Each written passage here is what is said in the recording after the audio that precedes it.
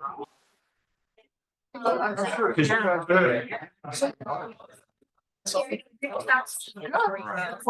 happy for you.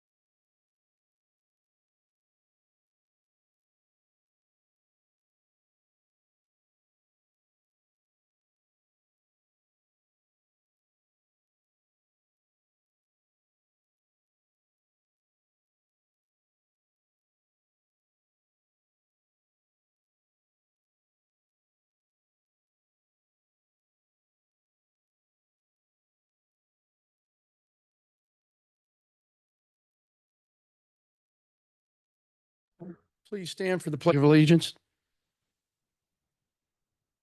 Pledge allegiance to the flag of the United States of America, and to the republic for which it stands, one nation, under God, indivisible, with liberty and justice for all.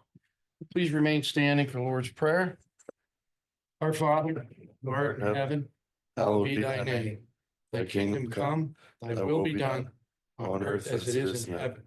Give us this day our daily bread, and forgive us our trespasses, as we forgive those who trespass against us.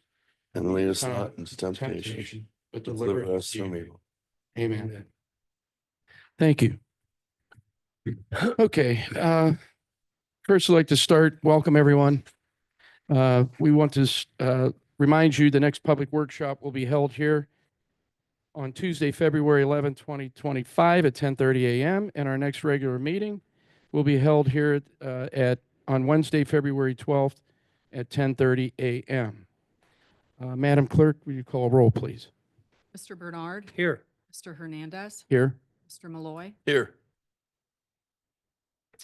Item number 1 is to dispense with reading the minutes of the workshop session dated January 28th, 2025, and the regular meeting dated January 29th, 2025, and accept and approve the video recordings of both meetings as the official meeting minutes. Motion to approve? Second. Mr. Malloy. Yes. Mr. Bernard. Yes. Mr. Hernandez. Yes. Item number 2 is to dispense with reading the minutes of the special meeting dated January 29th, 2025, and accept and approve the video recording of the meeting as the official meeting minutes. Motion to approve? Second. Mr. Malloy. Yes. Mr. Bernard. Yes. Mr. Hernandez. Yes.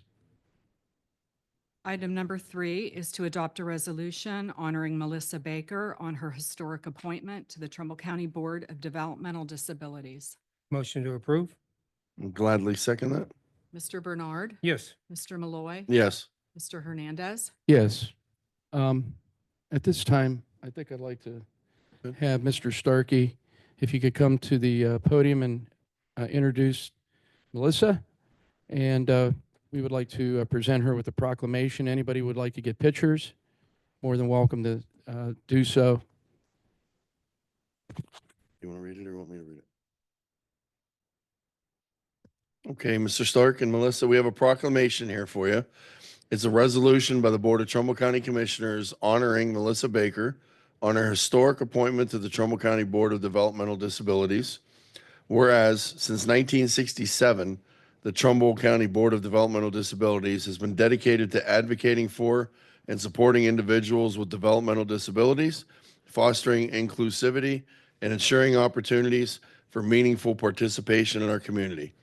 And whereas, for the first time in history, the Trumbull County Board of Developmental Disabilities, an individual with a developmental disability has been appointed by the Trumbull County Commissioners to serve as a board member, marking a significant milestone in representation, empowerment, and inclusion.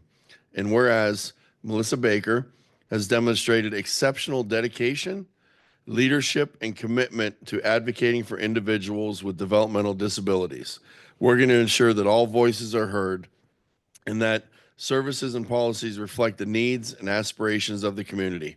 And whereas this historic appointment serves as an inspiration and testament to the importance of self-advocacy, equal representation, and the breaking down of barriers for individuals with developmental disabilities in leadership roles. Trumbull County community recognizes the value of diverse perspectives and the importance of including individuals with lived experiences in decision-making processes that affect their lives. And therefore, be it resolved that we, the Trumbull County Board of Commissioners, do hereby honor and celebrate Melissa Baker for her historic appointment to the Trumbull County Board of Developmental Disabilities and recognize her invaluable contributions in advancing the mission of the board and the rights of individuals with developmental disabilities throughout our community. And be there further resolved that this proclamation serves as a lasting acknowledgement of the progress made toward inclusion and continued efforts to ensure that individuals with developmental disabilities have a voice in shaping their future. Congratulations and much success on behalf of the whole board of Trumbull County Commissioners. Yeah. Oh, well, let's see if they want to say something. Oh, Mr. Starkey, would you like to comment? Yes, thank you, Commissioners. Oh, there we go. Thank you. Just want to say. Name first the Oh, I'm title. sorry. Edward Stark, Superintendent, Trumbull County Board of Developmental Disabilities. Just want to thank the Commissioners for your support and your efforts to appoint Melissa to the board. She'll be a valuable member of our board, and we're looking forward to her serving for many years to come. So thank you. Thank you. Thank you for what you do. Thank you very much. We're going to take a picture. Yeah. If you don't is that mind. okay?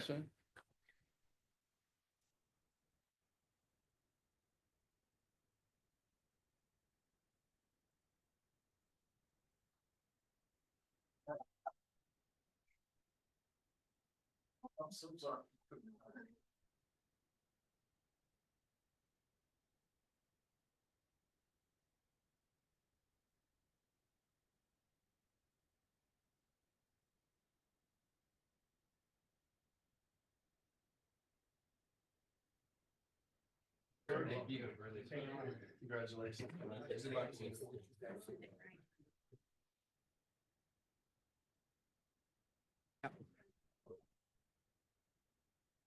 Oh, yes, sir. Yes, sir, Ed. Thank you. I'll continue with item number 4. Item number 4 is to approve the bills. Motion to approve? Second? Mr. Bernard. Yes. Mr. Malloy. Yes. Mr. Hernandez. Yes. Item number 5 is to authorize the payment of $4,366.65 to compensate Trumbull County Sheriff Mike Wilson while attending new sheriff training for 2 weeks prior to taking office in accordance with ORC 311.01D. The amount was calculated as Trumbull County's portion of annual salary from the County Advisory Bulletin pay tables for county officials 2025 divided by the number of hours working in the year. The rate was then multiplied by the number of training hours the sheriff attended. Make a motion to approve? Second? Mr. Malloy. Yes. Mr. Bernard. Yes. Mr. Hernandez. Yes. Item number 6 is to approve the municipal advisory agreement between the Board of Trumbull County Commissioners and MAS Financial Advisory Services LLC to serve as a fiscal consultant for Trumbull County. Trumbull County agrees to pay a retainer fee of $8,000. The agreement shall be effective for a period of 12 months commencing February 5th, 2025 and ending February 4th, 2026, and may be extended by the county or terminated by either party upon 30 days written notice. Motion to approve? I'll second that. Mr. Bernard. Yes. Mr. Malloy. Yes. Mr. Hernandez. Yes. Item number 7 is to adopt a resolution congratulating the Trumbull County Family and Children First Council on their 30th anniversary. On February 9th, 1995, the Board of Trumbull County Commissioners created the Trumbull County Family and Children First Council to provide a venue for both family and child-serving providers. The Board of Commissioners joins others in congratulating Director Bonnie Wilson and staff on their continued success. Motion to approve? I'll second the motion. Mr. Bernard. Yes. Mr. Malloy. Yes. Mr. Hernandez. Yes. Commissioner. Bonnie, if you want to come up to the front, if you would, to the podium and with your staff. Go ahead. You were telling me. You read it. Hello, Bonnie. To the podium here. Okay. Good to see you. Okay. This is a resolution by the Board of Trumbull County Commissioners on your 30th anniversary of Family and Children First Council.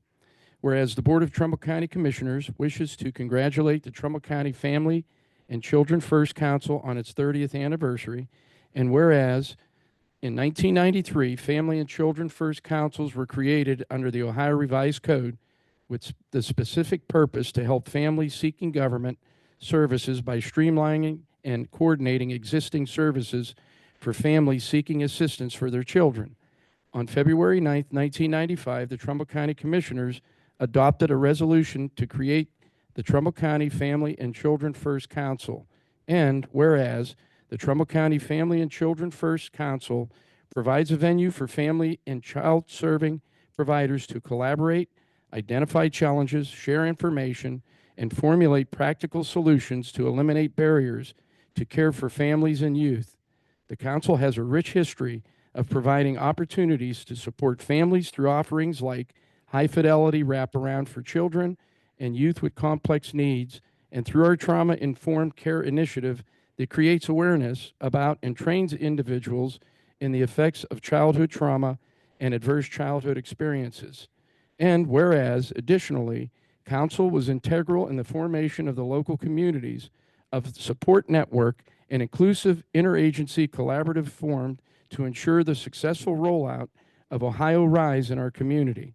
Council is comprised of nearly 40 mandated and associate members and agencies, including parent-family representatives, all working together for the good of our Trumbull County families and youth.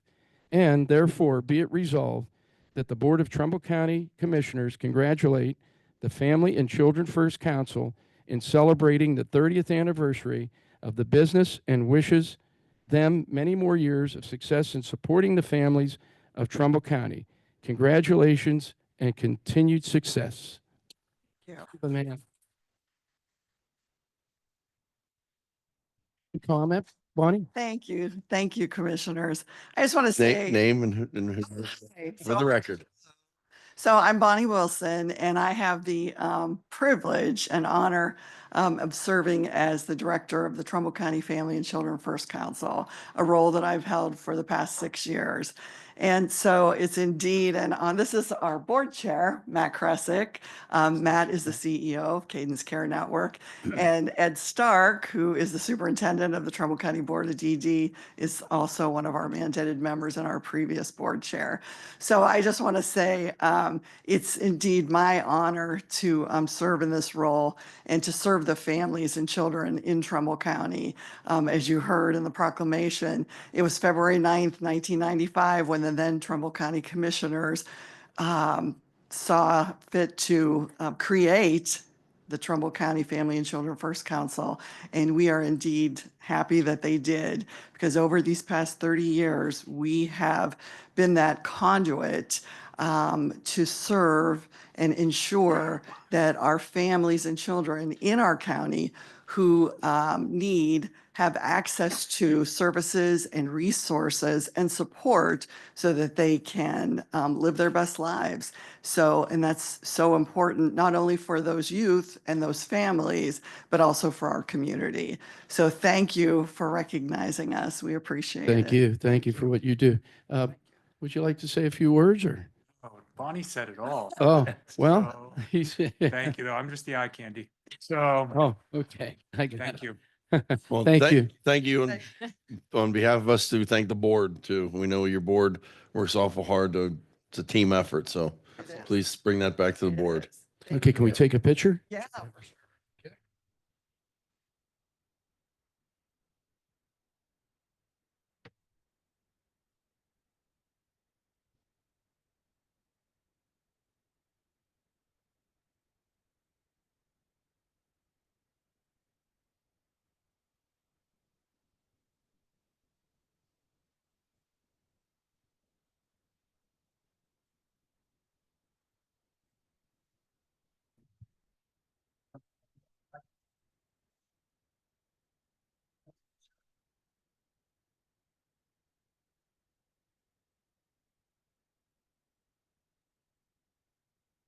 Okay, Madam Clerk, Mademoiselle.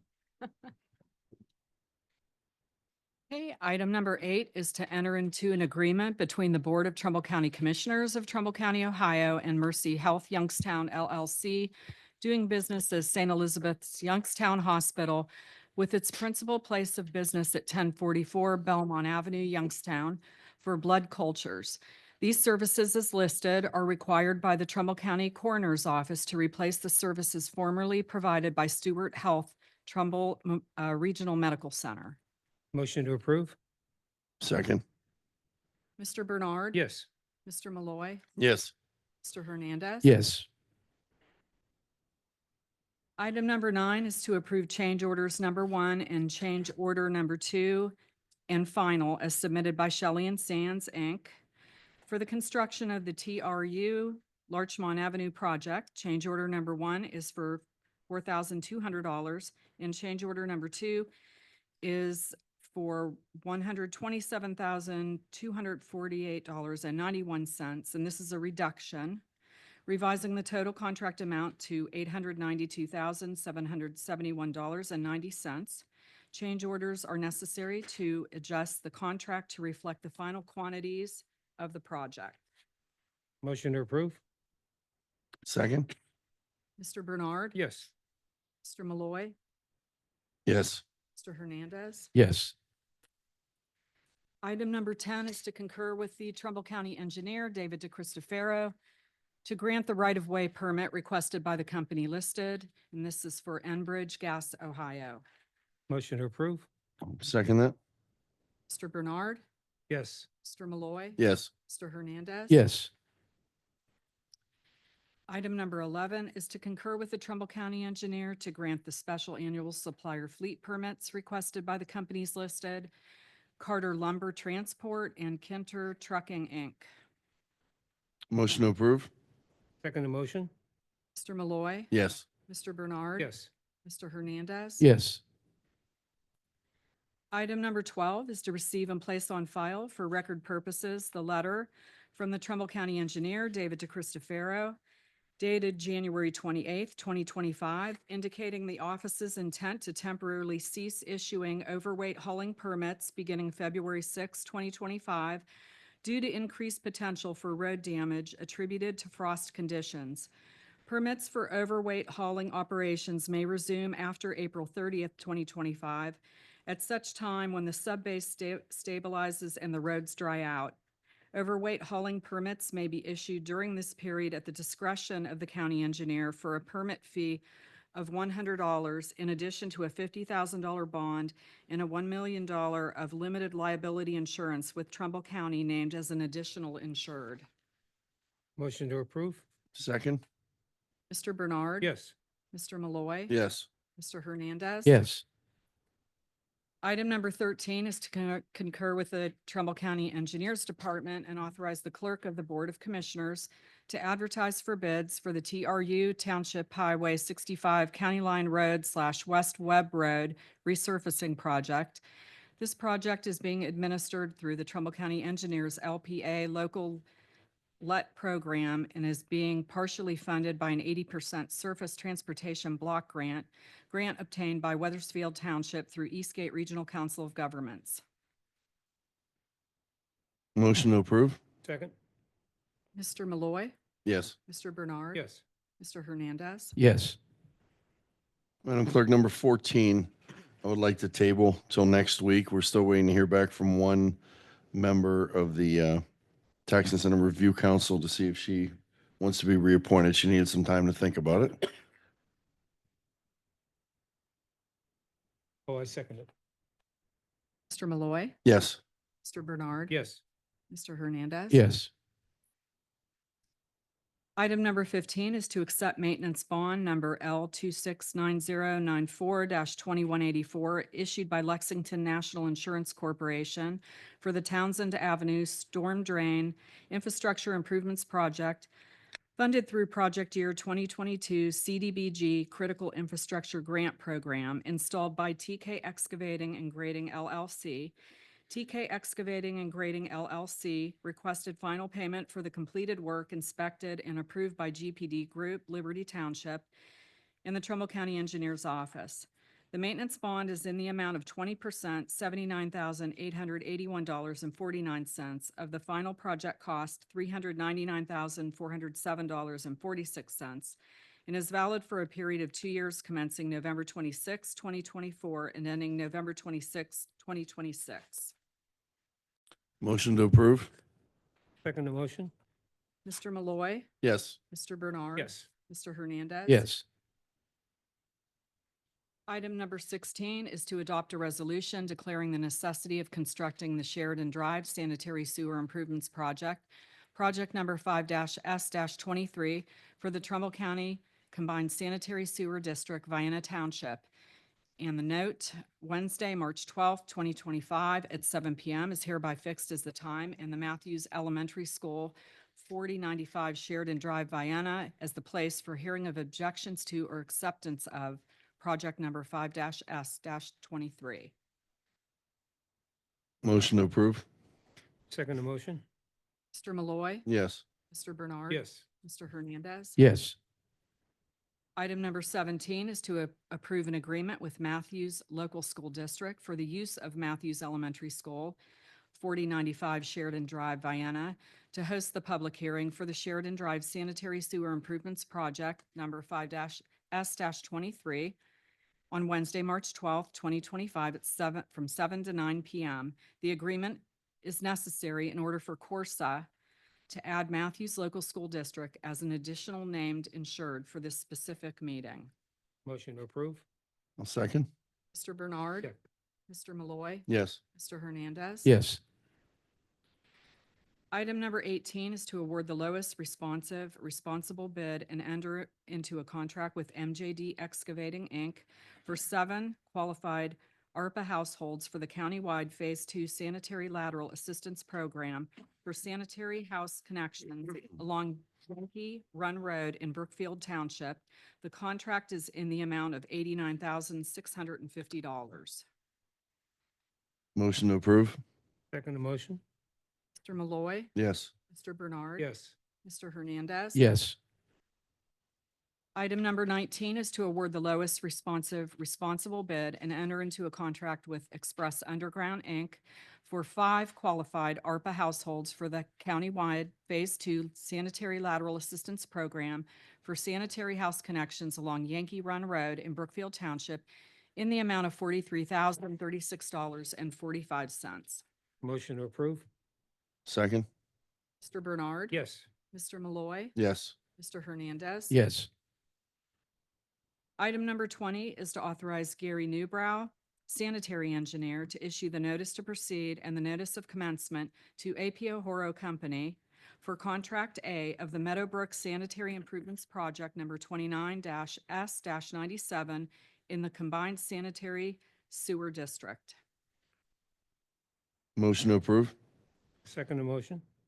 Mr. Malloy, Yes. Mr. Bernard. Yes. Mr. Hernandez. Yes.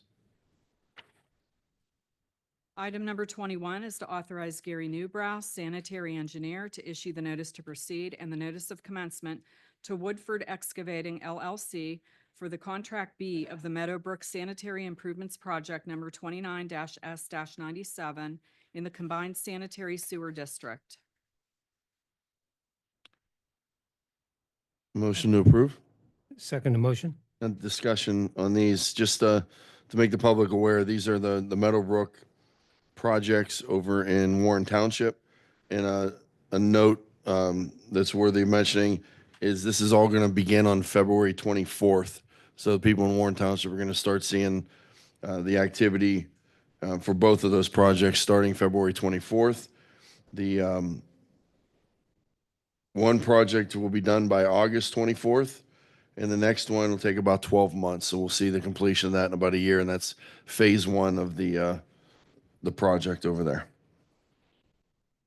Mr. Malloy, Yes. Mr. Bernard. Yes. Mr. Hernandez. Yes. Item number 22 is to adopt a resolution of the Board of Commissioners of Trumbull County, Ohio, entering upon its journal the filing of a petition for annexation seeking to annex 7.9561 acres of land, parcel number 28-522200, also known as address 3942 Youngstown Road in Howland Township, to the city of Warren, Trumbull County, Ohio. Motion to approve?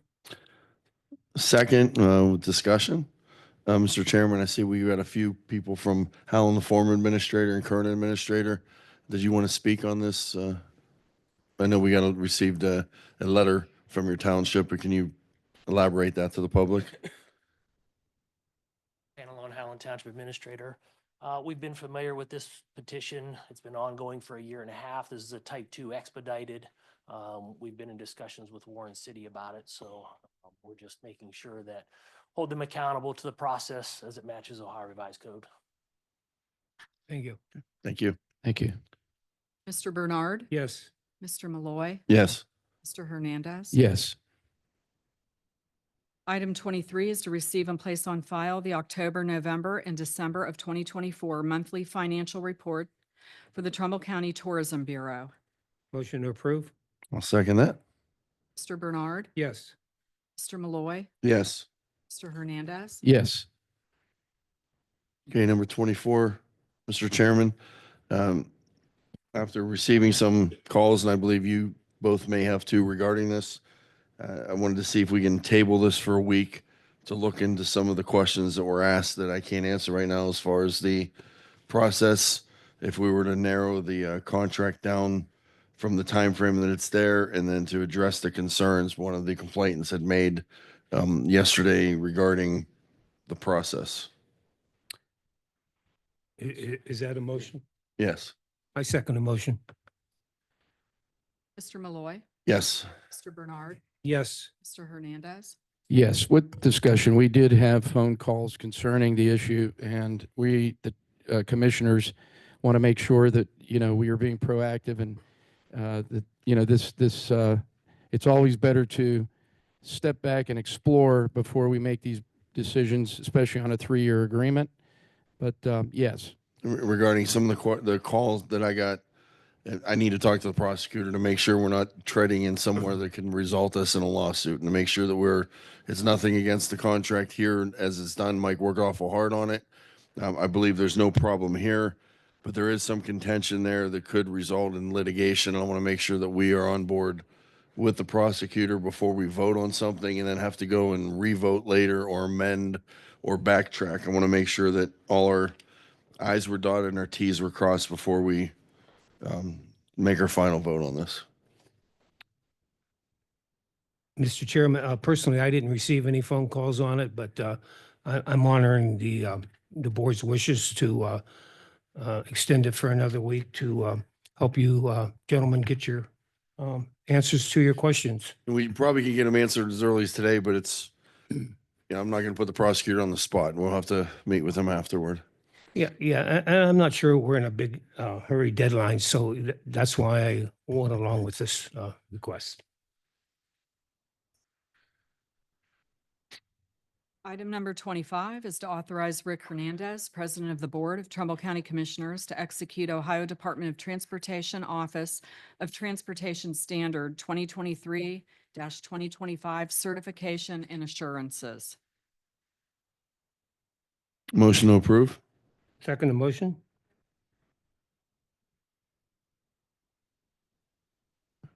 Mr. Solomon?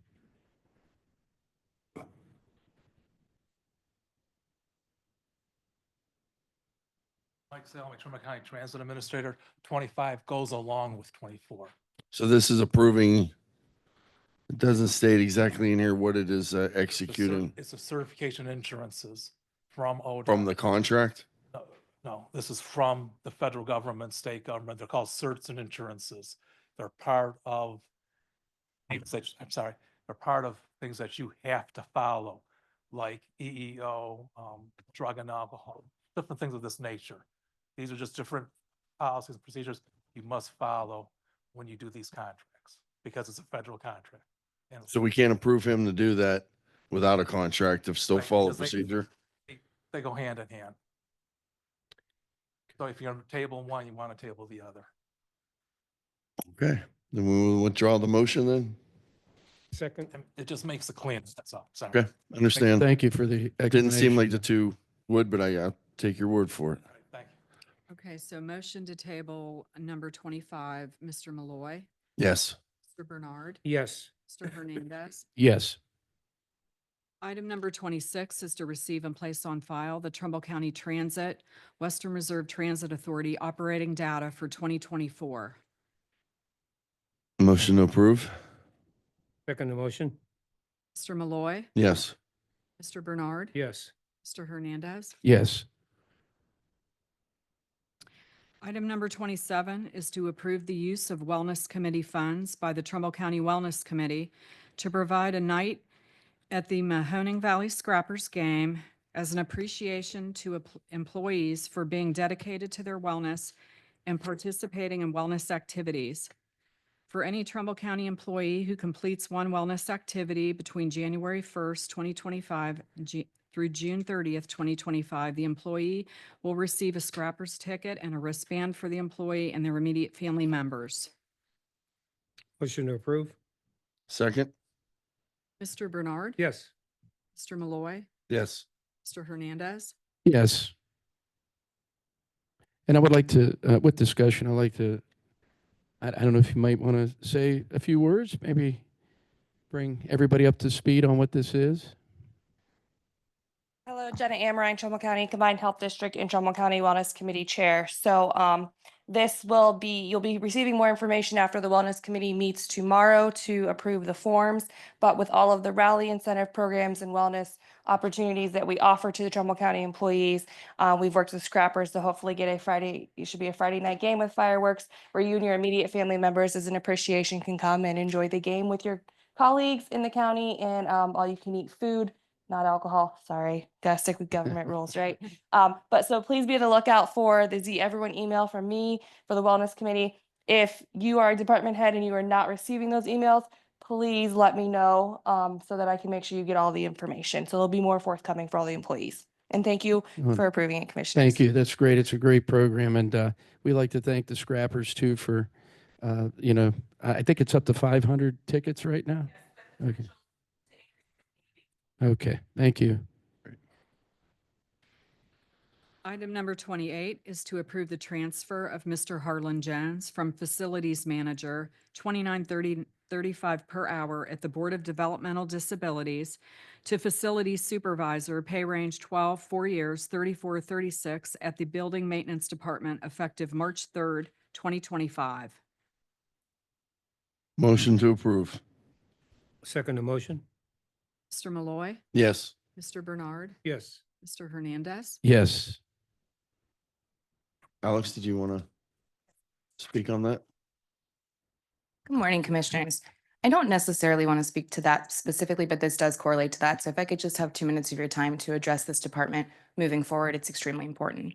Alex Stephen Jency Bush, Human Resources Department. Commissioners, Mr. Hart is retiring effective Friday, 2/7/25. That's this Friday.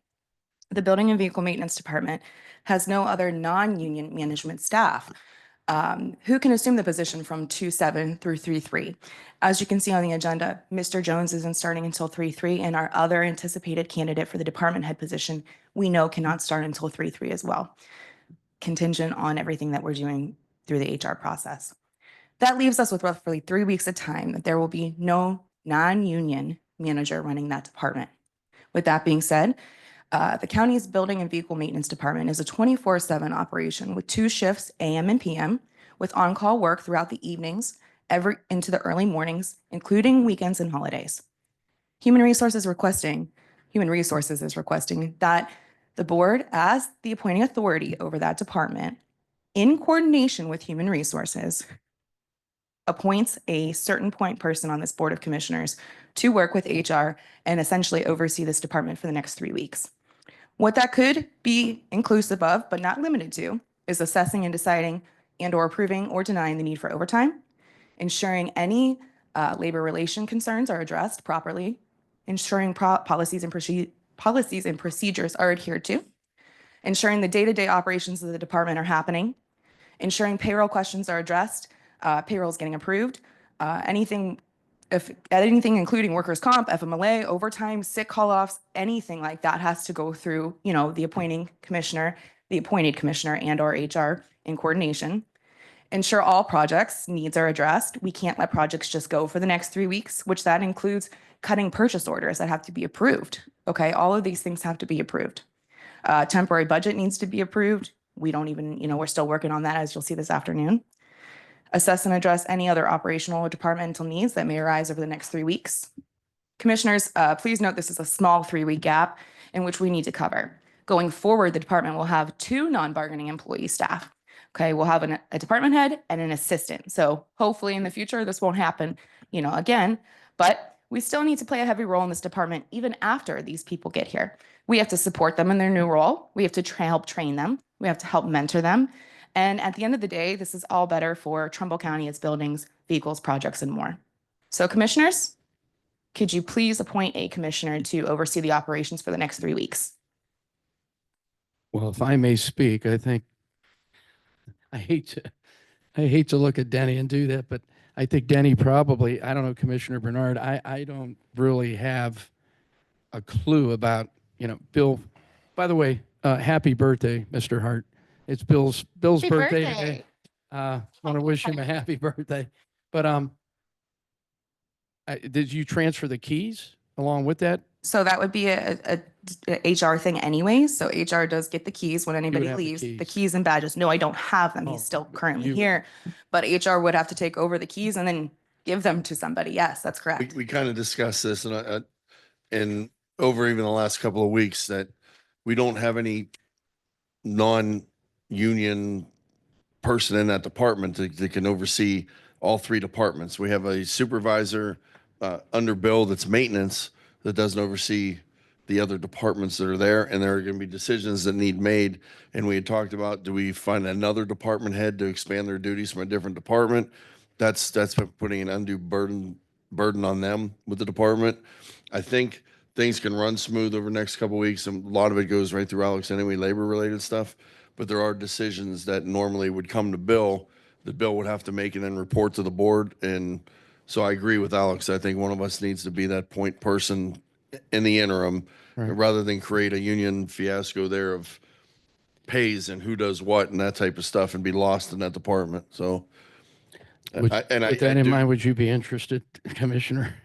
I don't know that you know all the personnel yet. I don't. You guys have been there a few weeks, and I know you've been working diligently to catch up, but like in the auto division, the custodial division, and things, I do know the personnel. I guess if someone has to do it, I'll do it for the good of the county, but hopefully it's just a short 3-week period, the next person. I don't think there's really very many decisions need made, but there will be some that she can't come to the board and you can't wait till every Tuesday or Wednesday to make Oh, a decision exactly. I when it comes to understand. that. Thank you. I just want to make sure you do acknowledge that. I can't come to the board and round robin and ask each of you for a decision. Therefore, I'm asking you to, like Commissioner Malloy just said, give me a designee right now So that way the board is designating that person as the point person over the next 3 weeks. Right.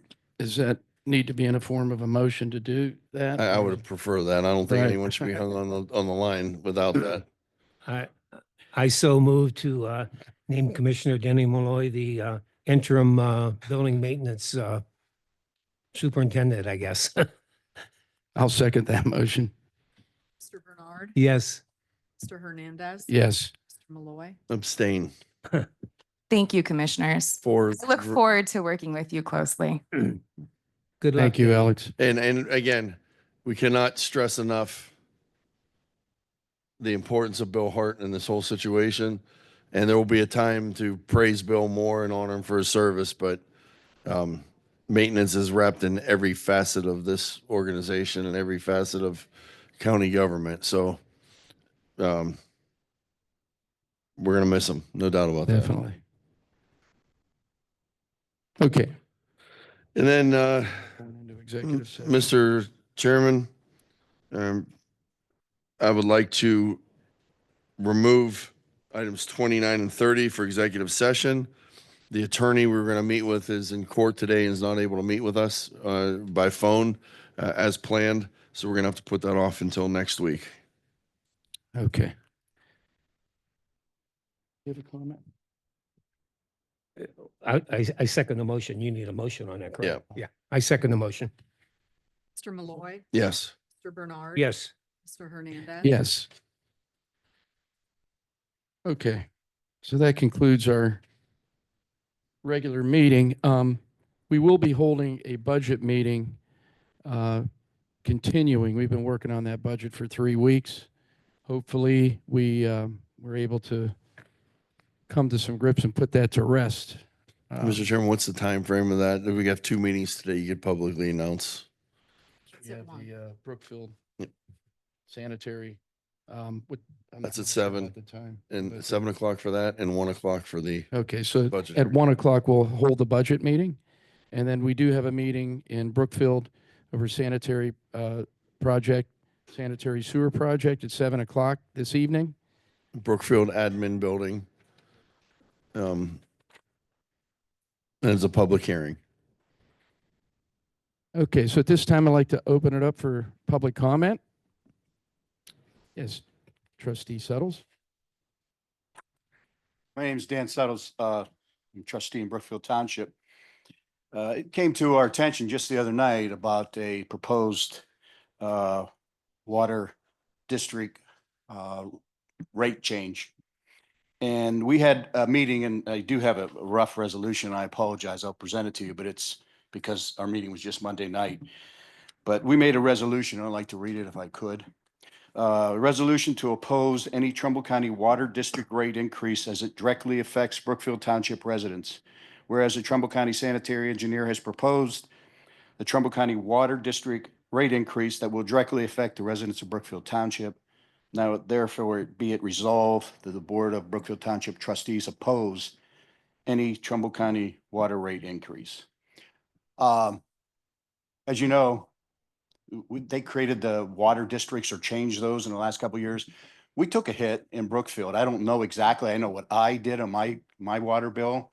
I pay quite a bit more because of that. And I know certain districts, certain people were going to pay more, certain less, but our residents absorbed that 2 years ago or last year. And for this, we have a lot of seniors and we have concerns. And we know that I've read the paper. I read a little bit this morning on what was in the paper, what you all discussed, that an increase may be in need, but we certainly would hope if it is, that it could be phased in more than have a dramatic increase at once. And then possibly what I heard through the grapevine, then maybe another one. So we were just asking that you think about that and you think about our residents. So that's why we did the resolution on this. I don't know if I should present this. Thank you, trustee Suttles. Okay.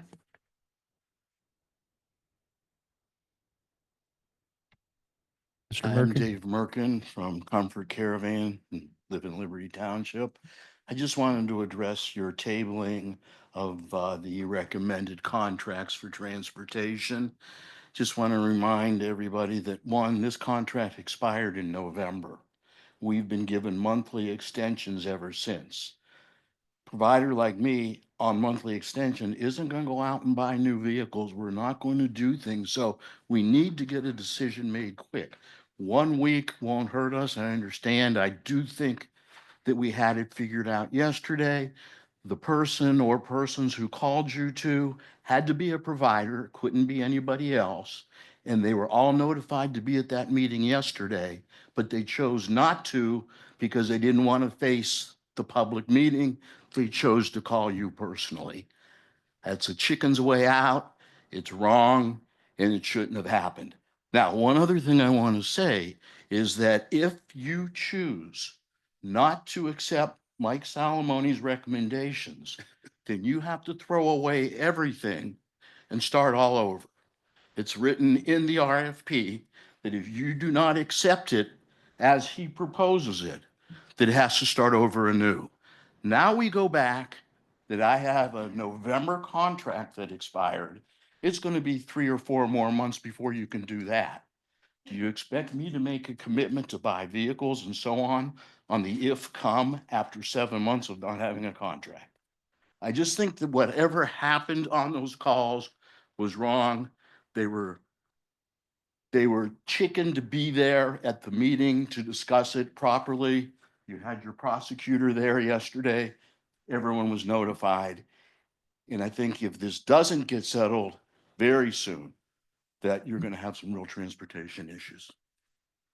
Thank you, Mr. Merkin.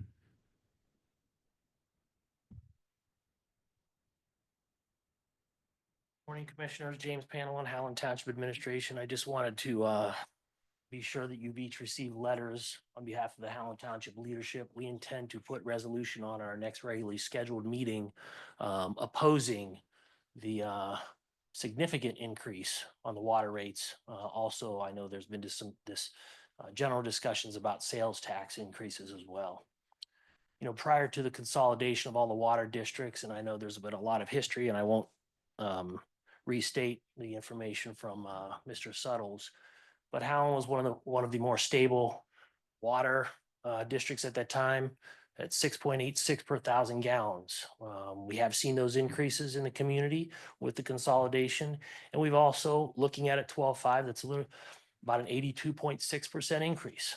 I encourage you to look at other avenues. I hope that Mr. Newbrow has done that, looked at other ways to either garner other bulk purchasing avenues, something, but our residents that have Trumbull County water cannot sustain this big of a hit all at once. I hope and encourage you to look at this, whether it be incremental or some other methodology. But as everyone is feeling the pain of electrical increase aggregates, water increase, the reassessment of the real estate, I encourage you to think about that. Thank you. Mr. Panel, let me ask you this, just for the good of the thing. When we saw the meeting yesterday, we saw that we are getting charged $1.8 million more for water from the city of Niles and Warren. Are any of the townships doing these same resolutions for Warren and Niles for raising the rates on us? We're getting, the rates came up on the county, passed on to us, and then so we have it as the county now where we're paying more.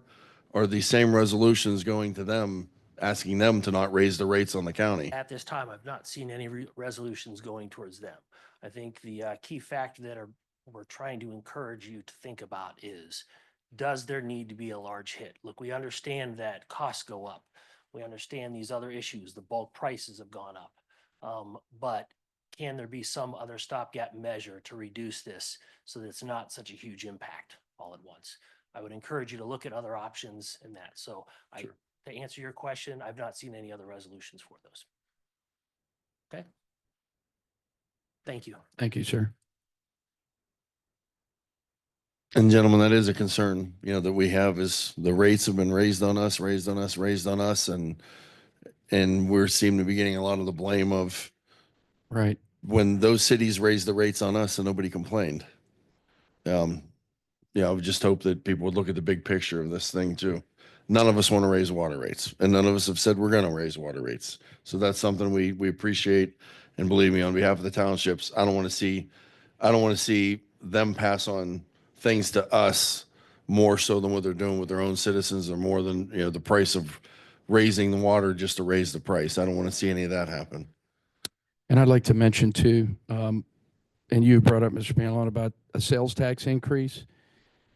We are not anticipating a sales tax increase. It had been mentioned as options, but I know, the county is up in a roars over any sales tax increase. We are looking for ways to finance some capital expenditures that we need, that Commissioner Bernard and I did not have the opportunity of the ARPA monies. It would have been nice to have 10 million to build the pound, to build the 911 center, to build a corner, a new office, but we don't have that. So when we put that out there, those were just, I know it was taken as though, oh boy, here they go. Yeah. Hold on to your pocketbook. There's no sales tax increase at this point in time that we are anticipating. I want to put that to rest so that, yeah, so that we can put that to rest right now. In addition to that, as far as the water is concerned, Commissioner Bernard and I realize that, it's been 10 years. We've been going round and round with this, and I do believe incrementally that those rates should have been incrementally raised so that it didn't get to this point. Unfortunately, this is where it's at. Now we have, like you said, we have to figure out how, what are we going to do? We've been told that if the water department cut all its employees, they would still be in the red. You're told something like that, it's like, well, what do you do? Shut it down? Niles has significantly raised our rates. The commissioners have discussed about going to Niles and maybe, asking why we're being gouged, so to speak. So I understand what you're saying too about the incremental, and that would be something that maybe it would be a consideration of a minimal incremental increase, so it doesn't put the burden, so much of a burden. And yes, 80% on Holland, I can't fathom the amount, but we're where we're at now. So be assured that we are definitely, we're looking into all these options and see where we're going to end up. Hopefully we could work this thing out, and we still have a water department here. And Mr. Chairman, we've got to make some tough decisions coming up here, and it's not easy sitting in our shoes right now. Past boards, as it was said, chose not to raise rates and kick the can down the road. We could do the same and say we're not going to raise rates either and kick it down the road again, but we'd be no better than any past boards. So we have to come up with a solution here. And I'm not saying it's raise the rates, but we need the buck to stop here. And I don't want to be like a past board that kicked things down to this point for 14 years and just said no and voted no, we're not raising rates. We'd be no better than them if that's all we did. If we're going to say no, we need to have a solution. We need to come up with a plan B that's going to work for the citizens to make sure that we do our job and be fiscally responsible to all the taxpayers that are out there with these rates. The rates are what they are. Things go up every year. Gas goes up, fuel goes up, or services go up. Electricity's gone up, as we see. We're all going to stomach a big electric increase here in the whole state coming up real soon. And it's not our fault. It's not the Board of Commissioners' fault, but it is our responsibility here. You put us all here to make the tough decisions so that we can be fiscally sound and we can be stable. And, by no means, I don't want anybody to get the impression that we're in dire straits here in Trumbull County, because we're not. When you look at the amount of money we have and we raised, it's the same exact amount that Portage County has right now in their budget. It's more than what some of the other counties around us have, including Columbiana and Ashtabula. Less than Mahoning, of course, because of the size. But we look at where we've been in the past. We're making more money now than we've made. We've only made more money one time in the past 15 years. So if we manage our money correctly and we cut the fat and we do our jobs and be fiscally responsible, there's no services will ever get cut under this board. And we didn't have to cut it under the last board. We didn't have to cut it under the board before that. Citizens were fortunate For 10 years, they didn't have a rate increase. They should have, but they're fortunate they didn't. That's money they didn't spend over the last 10 years.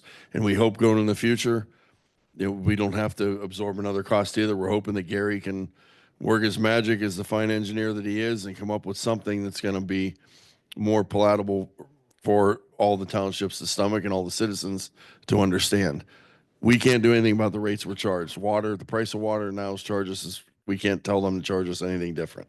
We can't go to Meander and buy direct from the source. I asked about that. We've got to go through Niles on this. We got to go through Warren. We got to go through Newton Falls. So short of that, we need to roll up our sleeves and come up with a plan B. And that's what we'll be working on in the next weeks. Follow up to that, if I may. Have those been looked at? You mentioned, Niles, Warren, Newton Falls, all those alternatives. Have those been put to the test? Have those been, vetted through to see if there's other options on the table? And that's what we're working with Gary. We charged him with that yesterday to let's have a meeting and let's see what the options are. Let's look at turn over every rock.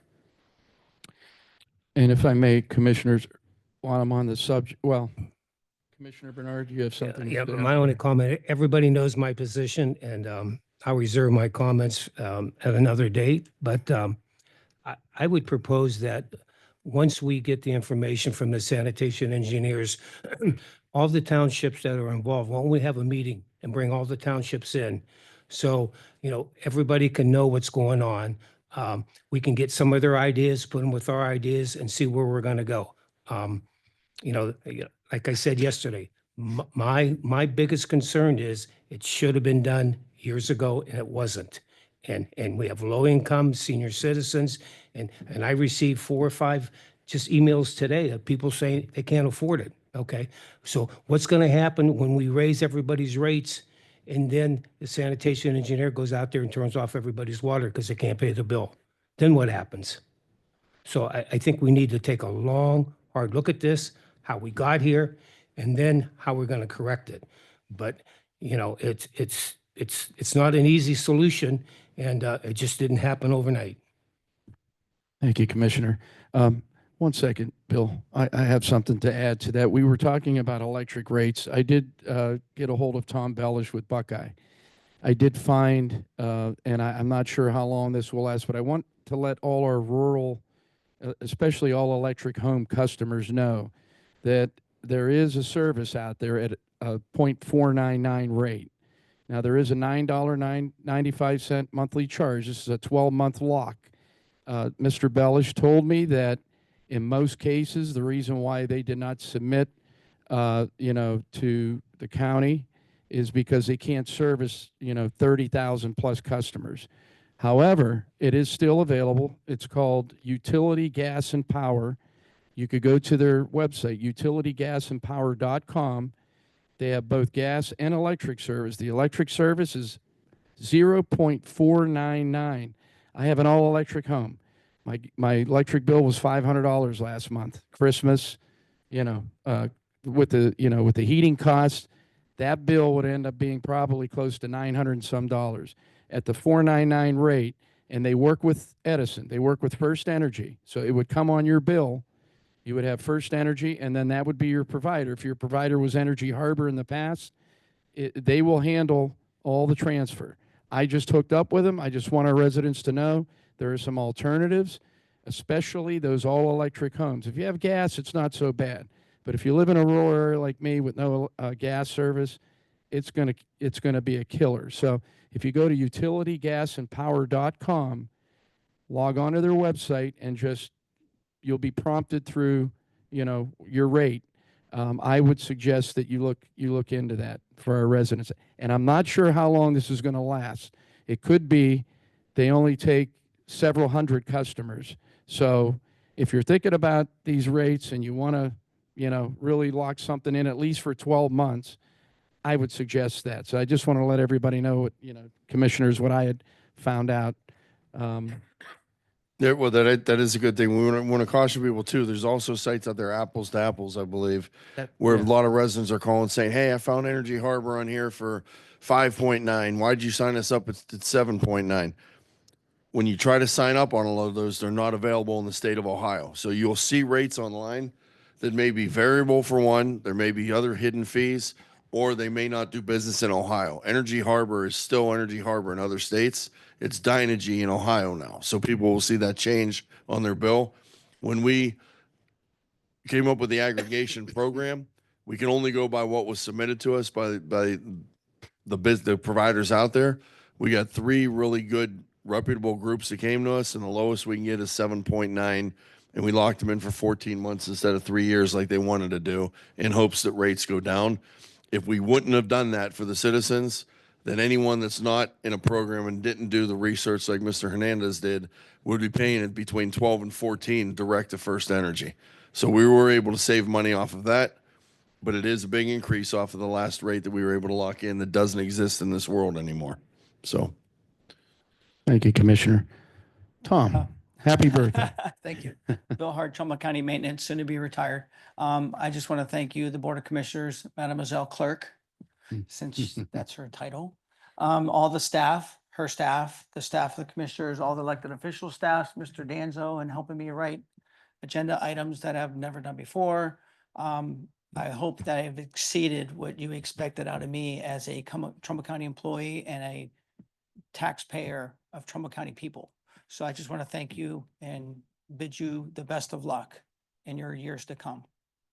Thank you. Thank you, Mr. Hart. Job well done.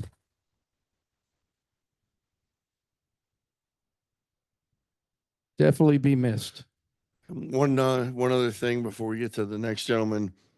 We addressed it yesterday at the workshop. I'm going to address it today. There was a rumor going around where a gentleman had contacted the Mesopotamia trustees and told them, hey, the commissioners and the sheriff's department are not doing police service in Mesopotamia anymore. They're cutting police services up there. That's absolutely not true. At no time did the sheriff or this board ever talk about cutting any services anywhere. And even with the budget where we're at right now with the sheriff's department, we are at the same amount of money the sheriff spent last year. So there should be no services cut to anybody in the county. So I'm upset by the rumor that was going around up there that it alerted the trustees up there to take a day off and drive down here for a meeting yesterday for no reason to find out that that rumor is not true. So if anybody hears through the community, the sheriff's department's cutting back on patrols, they're not patrolling the townships, that's absolutely not true. And I guarantee you Mike Wilson would be in here slamming his fist on the desk if we tried to tell him that he's got to cut services for the safety of the public. We're not going to let that happen. Justin Moore, Director with Select Water Solutions. We've been working with a landowner in the county to gain access to a lease that we hold. It's off McMullen Street, County Road 1162. What we're asking for is to work with the county to improve the road, to get utilities easement, which would run 3-phase power to the parcel that we have a lease on, as well as maintain the county road, and have a surface easement across the commission property. We'd like to present a plan when it's acceptable to do so. Do you have anything in writing at this time or any type of Yes. proposal that you have? We do. Okay, we could submit that to the clerk. We can run it through the prosecutor. This is in Brookfield? Correct. Okay. And I don't know, Mr. Suttles, did you have any, I mean, I know it's not on your jurisdiction, you're a trustee there. Any comments on your behalf as a trustee? I'm just trying to gather all the information because we need it. Again, Dan Suttles, Brookfield trustee. Mr. Malloy is aware, of course, for the other board, that we have questioned this from the beginning. It's for an injection well in Brookfield Township, which jeopardizes, in my opinion and other opinions, our residents directly. We had an issue with an injection well further down Route 7 North where it collapsed. The company abandoned 3 wells there.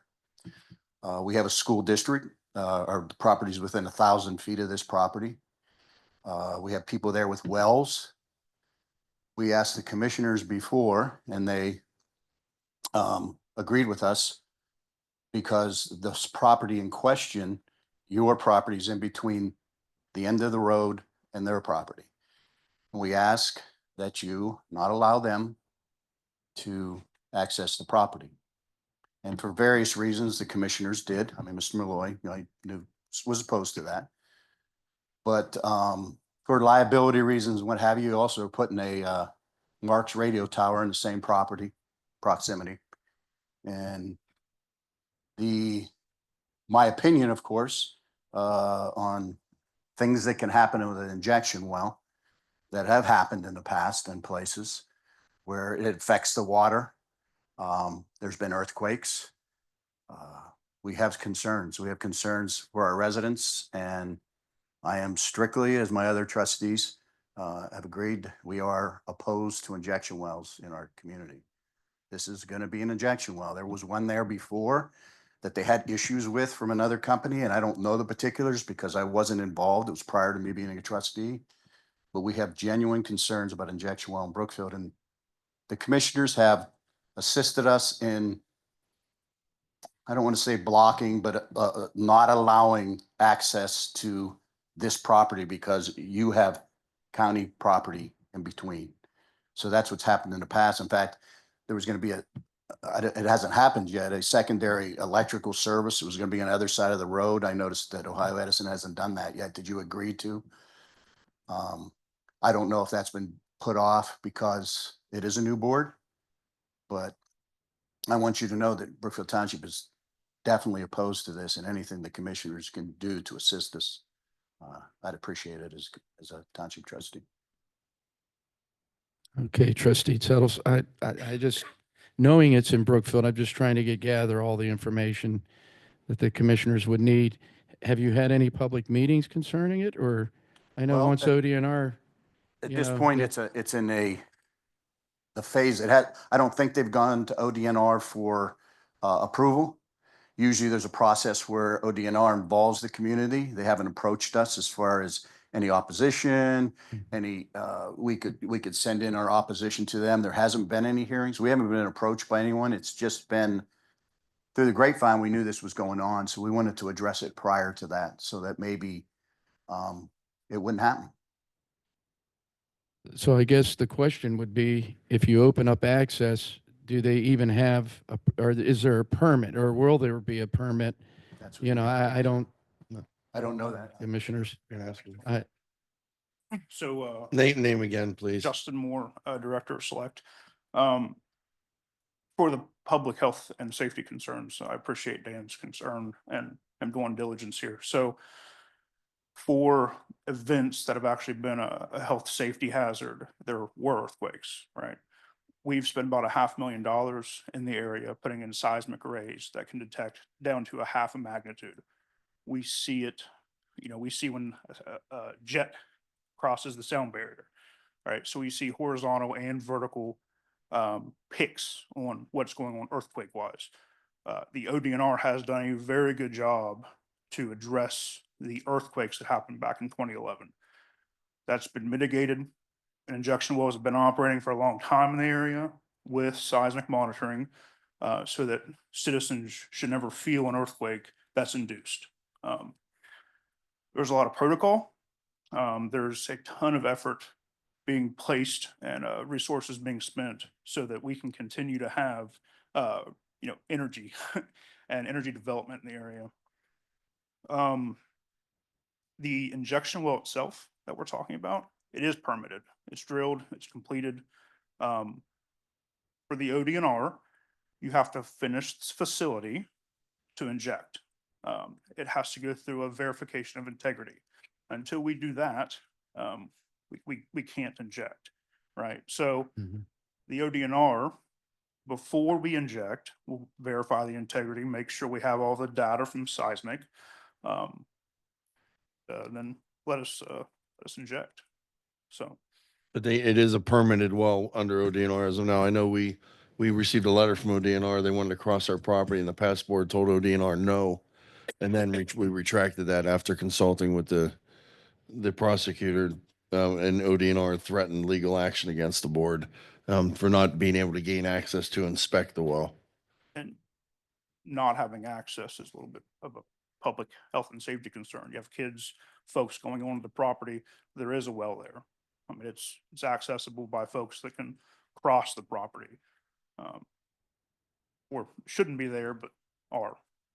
So What is your request you have to us, I guess, to access our gate and cross the road? Or there was another proposal that was talked about of just having a 80-yard easement or something north of our property to make a right turn into your property, or what is it?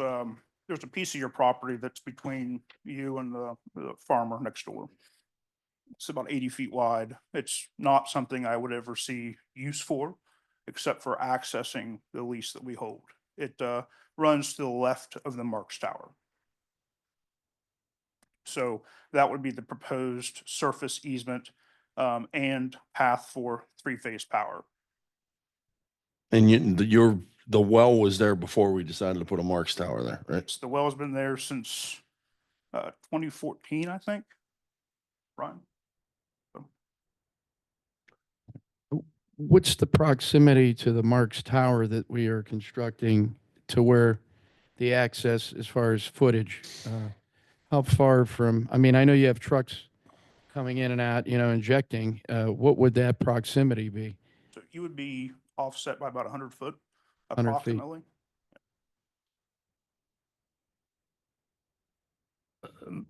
My question is, Mr. Suttles, has the Brookfield Township trustees, has your board passed a resolution opposing this? Or are you intending to?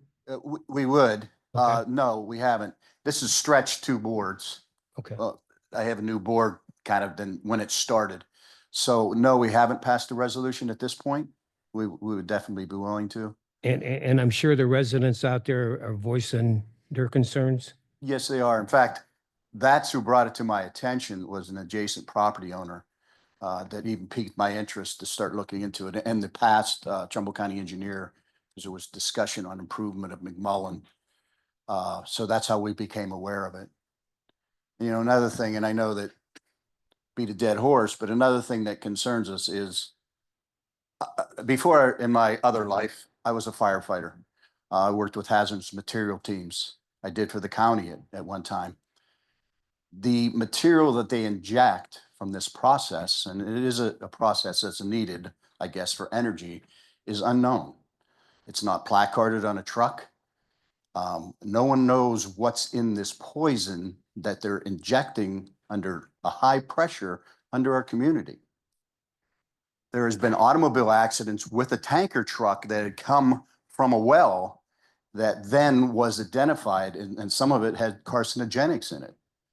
And these people in Brookfield, I don't think they deserve to have some unknown hazardous material under high pressure injecting underneath where we sleep every night. In the school, I've reiterated before, the school had a shale problem when they built it that shifted. They did a remediation and did $1 million or more improvement on it because of it. So I believe that, I don't know about shale, but it may be where it could do the same thing again. It's not a solid ground there. And 1,000 feet away is our school district with their whole campus, the football field, all the schools. And so that couples our concern also. Thank you. I just think we have to look at all the options and make sure that the residents out there are protected, and their safety is the #1 issue, in my opinion. Commissioners, my concern that we had the last time this came up has nothing to do with what type of business it is. It's just strictly a landowner neighbor relation that we basically as a board told the landowner, I believe is sitting back there, who had used our property for 12 years, had crossed our property. We own a finger that's wrapped around 80 or more acres of his property. We just have a finger that goes out that has our water tower, the Marks Tower, and a WKBN radio or iHeart radio tower. And he can still come in and go and drive all the way around the finger to get to the property. And there's nothing we can do about that. He had asked to cross 18 feet of road like he'd been doing for 12 years. And we voted 2-1, no, you can't be on our property. There's another alternative to not come in our gate where we can go, where they showed they can go a little further where the road ends and we just own a field basically, where they can extend the road at their cost and make a right turn on their property and never have to touch our property. That was an option also. And I think that's what he discussed here. To me, I just don't want to set a precedent. I thought we set a bad precedent. We have a lot of neighbors that border our property that we allow to cross our property, ride horseback on our property, fish on our property. The whole TCTC campus thing that's up there, they access and utilize our property a lot. But to tell one landowner, you can't step foot on our property because of the business that you rent to, I just felt was opening doors up for us discriminatory. And I worry about citizens' rights too with the properties we have. I thought we were setting a bad precedent. Are there any liability issues that goes along with this? I mean, I'm, I don't know. I don't know if there's any sort of liability, any kind of insurance related. Justin Moore, again, Director Select. We're bonded with the state. We are insured. We are very committed to being environmental stewards. We've cleaned up a lot of facilities that we bought. We've improved a facility that's been injecting since 1967 in East Canton. Without injection wells, there is no energy growth. All the wells that you have in people's backyards, that brine has to go somewhere. If you don't have an outlet for the brine, you don't have a production of oil and natural gas. It's just how it is. It's a necessary part of building an energy infrastructure in the area. Liability wise, from a mitigation standpoint for the access to the road, we're committed, hold, everybody harmless, you harmless, the board harmless. We're going to incur all the costs for anything that might happen there. And we're also going to put up barriers and signage and lighting. So,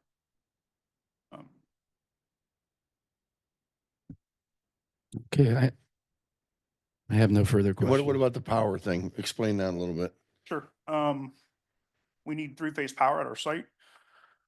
We've contacted Ohio Edison and actually prepaid to have this power ran. The power would run adjacent to the Marks Tower, up the McMullen Street or County Road 1162. It would follow our easement request. So it would cross the commission property, approximately 100 foot from the Marks Tower.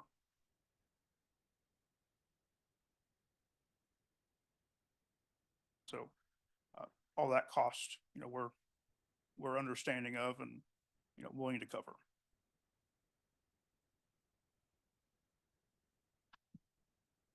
And Saddles once again. Mr. Malloy, wasn't there an accepted resolution from the past board to run there was Plan A and Plan B on electrical to run actually the other plan where it went on the north side of the road, other than what they're proposing here? I don't know. We just had a plan proposed to us by the auditor yesterday. And that was a plan to run power and what the price tag was. And we looked at it last week to see if it could be covered by ARPA, and we found out that it could. But as far as what the other plan is, I don't know what the I plan remember you was. guys voted on that because We didn't vote on the plan. The only thing we voted on as a board was to deny Mr. Ray access across our property to get to his property. but there were two proposals from Ohio Edison. One is there is existing power lines on the south side of the road. That never made it to the board. That was something that was discussed. Well, I thought it was voted on at the commissioners meeting because I was here. I don't believe we You did. opted for the more expensive one because that was some of the question, and the auditor's not here, but I remember one of her representatives proposing that. And what I remembered is Lisa, there can was you recheck a that? vote on that. Yeah. It was last year. So yeah, sorry, Justin, Director Select. There are some existing power poles. They're very old. Ohio Edison was not willing to run three-phase power on them. So it's something that we discovered while trying to develop the property. So Yeah, I don't remember us voting on anything. In fact, we just got the price for it to discuss yesterday, where we gave permission to utilize ARPA funds to run wires. We will. Plan A and Plan B, And I know it was an agenda item because I happened to be at the meeting. Right. Part of the discussion on sharing costs with the county versus Yes. not sharing. Yes. That was the difference.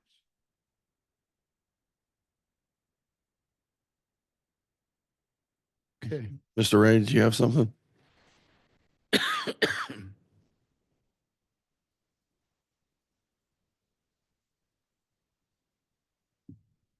Thank you for having me. Name. Name and where you're from, please. Joe Ray. Live in Howland, or excuse me, Vienna Township, own property, and Brookfield Township, property of discussion. This well was approached to me many years ago by a fellow by the name of Bob Barnett. His father used to be the Trumbull County Sheriff. He is a geologist. And along with his crew, they did drill this well back in 2014. Bob encountered numerous issues with not finishing the well. And although he did own multiple wells in this area, this region, let's put it that way, he was not able to finish it. He did put some wells out in the old silica sands area. Those were completed, those were injected, those were maintained with no problems. Bob actually has a few wells left up on State Route 87. There's one that's up there. It may have been sold, I don't know. But he's ran a good organization, never had any problems. Along the way, he had marketed this well numerous times with many people coming in to look at it. The people that own the well on State Route 422 that did have a problem, the PAC drilling, they did have a problem out there. It wasn't with the well, it's what they had with waste. It was creating a nuisance out there. I researched it a little bit and found out it was an operator problem. It wasn't a well problem.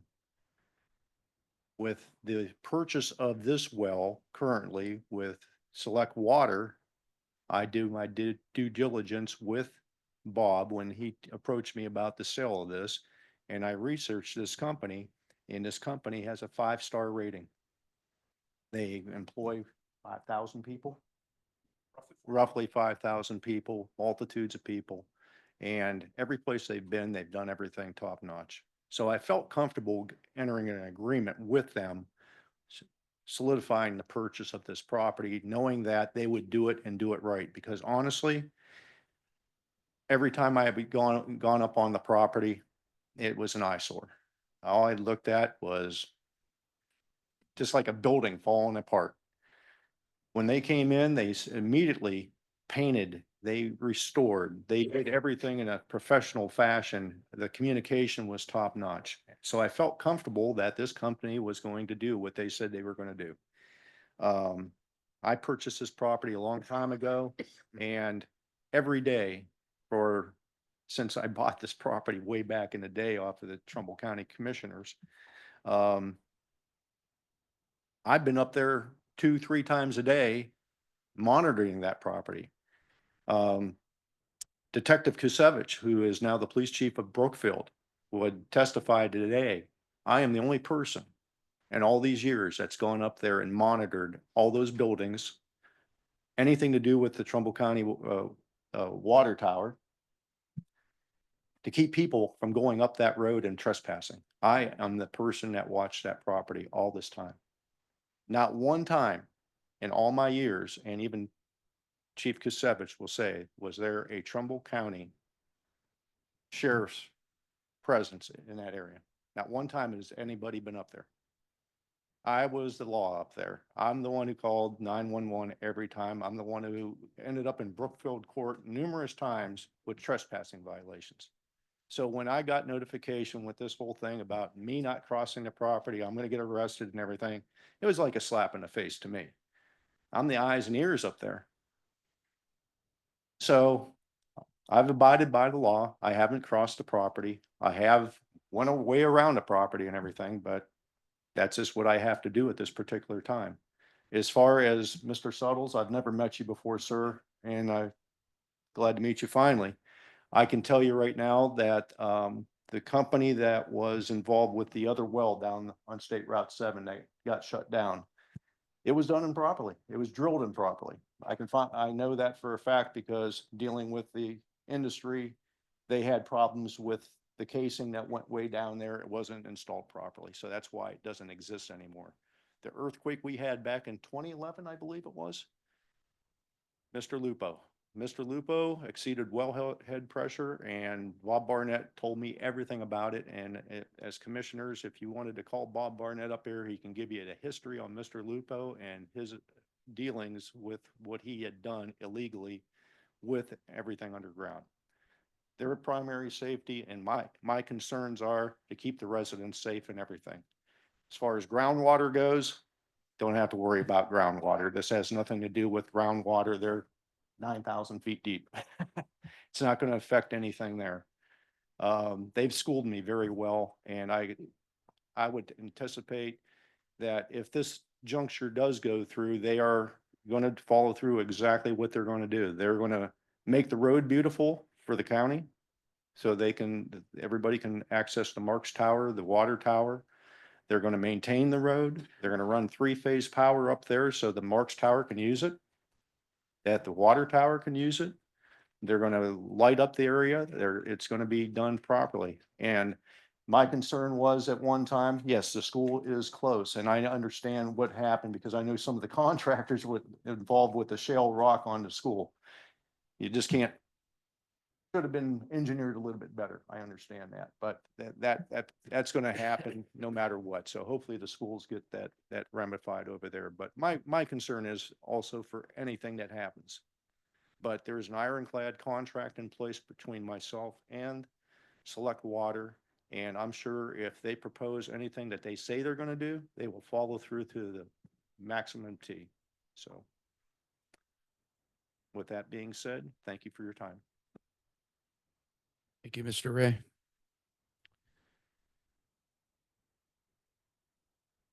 Okay, I have no further questions. You just submit that in writing if you got it, present it to our clerk and she'll make copies for us and we can review. Oh, sure. Okay, any other questions? We'll get to the phone after we do this, Molly. Sean Shook, Trumbull County resident. I want to start off by saying I was a little disappointed in what I've seen of the board so far this year. It was kind of good the first week, and then it seemed like it went downhill the last several weeks. Not so much in this meeting, but definitely in the workshops and the budget meetings. I don't know, hopefully it improves. I was curious, it's funny you said what you said when I walked up here. I was curious why you hadn't been going to the phones anymore. You did it the first week you were here, and then you haven't done it since. I tried to get through weeks ago, and I haven't been able to get through. I requested it to be unmuted. I thought that would have sent something to IT. I guess it didn't. And I messaged one of the commissioners one day, I want to speak. And I never got to speak. One of the things I wanted to talk about was something that came up recently was the coroner. You know, again, we've got all these projects and we've got no money to do them. One of my things I was curious about was whether or not we could put the coroner back with the hospital. You know, what I remember is the coroner was pulled out of the hospital because the hospital was going to close. Well, that didn't happen. The hospital's up, it's running, it's doing good. And you mentioned yesterday in the workshop that you were actually approached by Insight at the grand opening.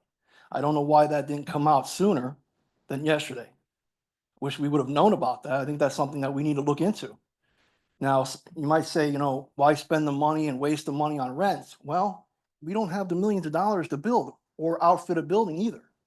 Now, if Insight will take him back, either in the building he was in or a different building, if they're going to outfit it for him, and they're going to put that cost out and they're going to maintain it, and we can get the same deal maybe that we got before, yeah, it's not perfect, but it's a cheaper route. We don't have the millions of dollars. There's too many projects that need to be done. There's too many projects like the Pound that's been on the back burner for way too long. And it was mentioned about using ARPA money for the Pound. Now, I know that I came in here and brought that up years ago. I specifically addressed it with the commissioners. And if I remember correctly, I was told that the ARPA money couldn't be used for that. Now, I'm not a lawyer. I don't know. But if the ARPA money could have been used, it's a shame it wasn't.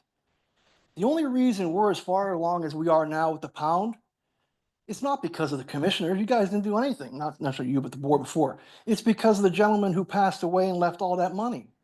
That's what they used to move forward. We got the property donated by AWL, and then they went and did the plans and the surveying out of that money that gentleman left. If it wasn't for that, we wouldn't be any farther along on the pound right now than we were 5 or 10 years ago. It can't be on the back burner. It needs to be done. Now, don't get me wrong. I understand 911 is important. Believe me, it's important. But like I said, one of the things is with the coroner, if we can put him back in there right now and save ourselves millions of dollars right now that we don't have, revisit a year down the road or two. See what you can do then. Again, I don't know why you guys haven't been going to phones. In these workshops, you got people that aren't announcing themselves. You got people talking over each other, stepping on each other. It's been a mess. Now, I've been involved with commissioners' meetings for years. There's not too many people that come here that I don't know by name, and I know their voices. And I'm struggling watching these meetings to understand what's going on and to hear. And you got people in the room that are carrying on conversations in the background. Again, this is all picked up on the audio.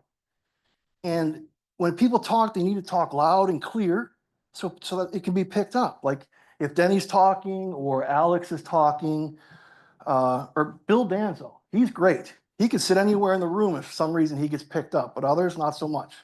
I don't know what can be fixed about that. These are just some things I've been picking up on.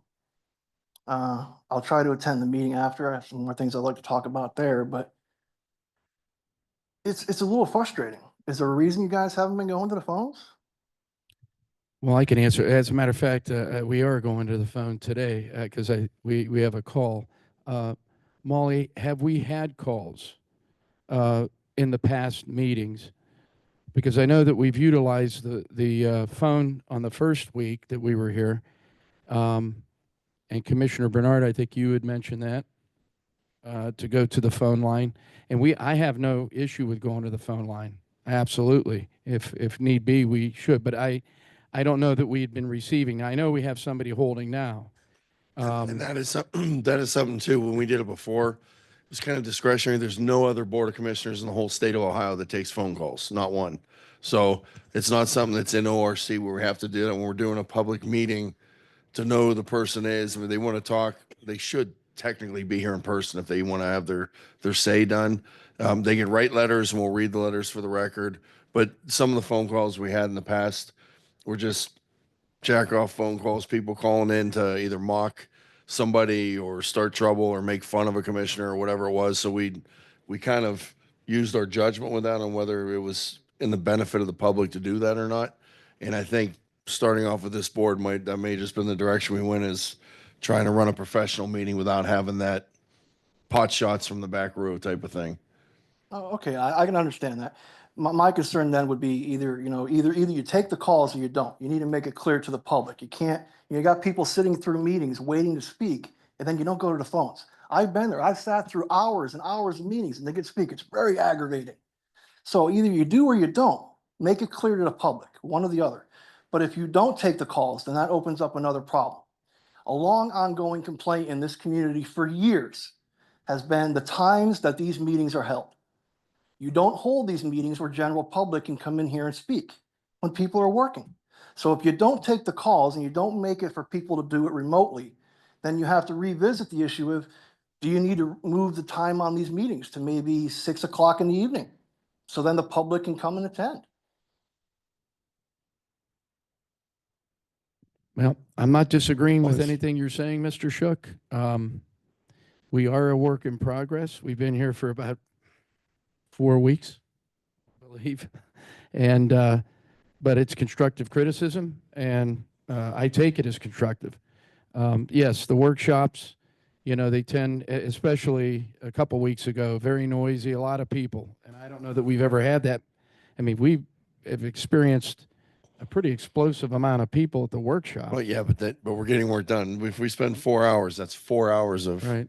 we're in there working for 4 hours. And our workshops have been 4.5 hours, every bit of 4.5 hours. Yeah. And then we have budget meetings that we're holding, so we are, again, it's a work in progress, but we appreciate your, your consideration and letting us know, some different ways. And as far as the phone line is concerned, and Commissioner Malloy had mentioned, we're probably the only, and I don't know, probably the only county that does it, but I can understand your concern if they're waiting there. So we have to come to an agreement whether we're going to open up phone lines or whether we're not. So that the commissioners are going to have to make a decision on. Yeah, I Okay. mean, just so we know one way or the other. Right. Another thing is, I've been hearing a lot in the community about, the water rate increases and this increase and that increase. And the feedback I'm hearing in the community is people don't want any increases anywhere. Cost of living is high and it keeps going up. And I believe it's going to keep going up with what's going on right now. So nobody wants any increases, whether it's water, sewer, it doesn't matter, sales tax, nobody wants it. But if it's a must to do the water rate increase, people definitely want it phased in. I've been hearing a lot of that. And, since they revisited the thing in Brookfield, I went to school in Brookfield. I lived in Brookfield. I have family in Brookfield. And I don't think that the commissioners should grant that access to that road. It's a county road that is not open to the public. It's not open to the public. It is No public should be on it. It is a county road. All our county roads are open to the public, all right to the gate. They That's can. not what was said in previous meetings. But that's wrong. It is a county road. We can't restrict the county road access. We went over that when we had a gate down at the road before, and we were made to remove the gate because that was an open access public road. I thought there was an issue with ODNR because you couldn't stop them because what the law allows them to cross the property. Right, You don't but have to people open can it to drive public. down that road to get access and turn around. I mean, there's no loitering or trespassing on our property, but that is still a public road. That's still your road. I thought it was made very clear in the previous board that it was a county road, but it's only an access road. No, it is It's not it open is to the listed on a public. map. It is listed with the highway engineer as a certified county road.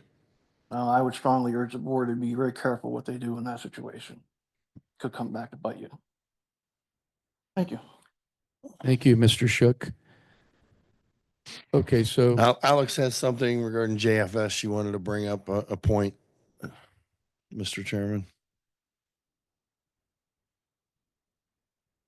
Commissioners, Alex Stephen Bush, while I was just sitting here in the meeting, it was brought to my attention as I was talking about the leaving of our department head, Bill Hart, and handing over keys.